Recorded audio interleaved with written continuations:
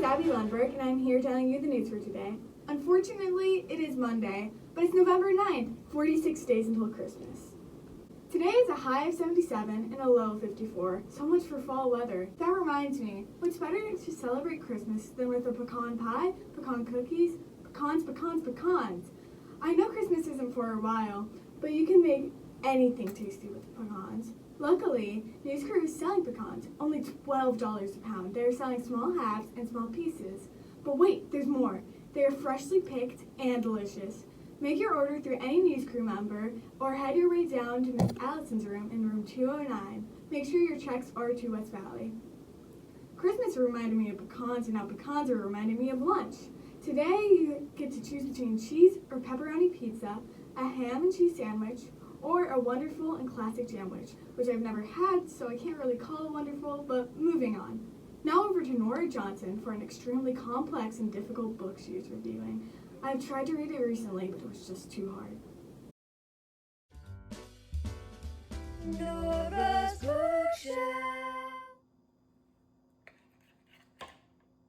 Oh, I guess you walked in on me eating my favorite meal.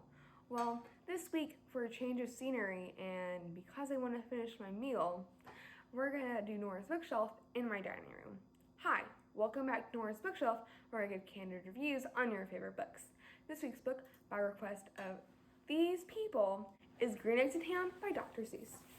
Here's what the book looks like. I don't have a physical copy of this book, so I read it online, which is always a good alternative. Green Eggs and Ham is about Sam I Am trying to convince the narrator to eat green eggs and ham. The narrator, thinking that green eggs and ham is nasty, repeatedly refuses to eat it. Sam I Am follows the narrator around in an attempt to try and make the narrator eat the meal. Trying to make the meal seem more appealing, Sam offers the narrator different places to eat the dish.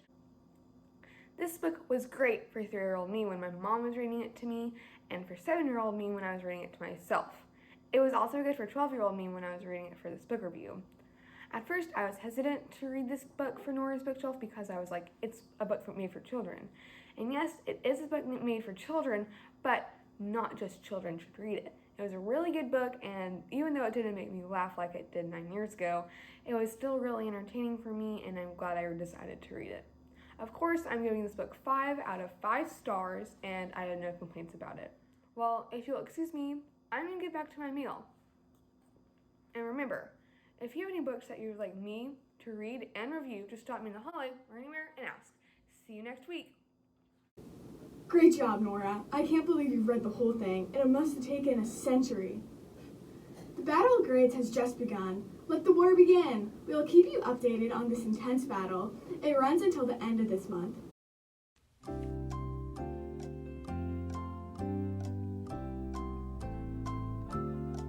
Today is National Fried Chicken Day. We won't have fried chicken for lunch, so just stick with your jamwich. The mission of the West Valley Middle School community is to inspire the students to be resourceful, respectful, and responsible citizens by providing a safe and challenging learning environment. Have a great day, West Valley.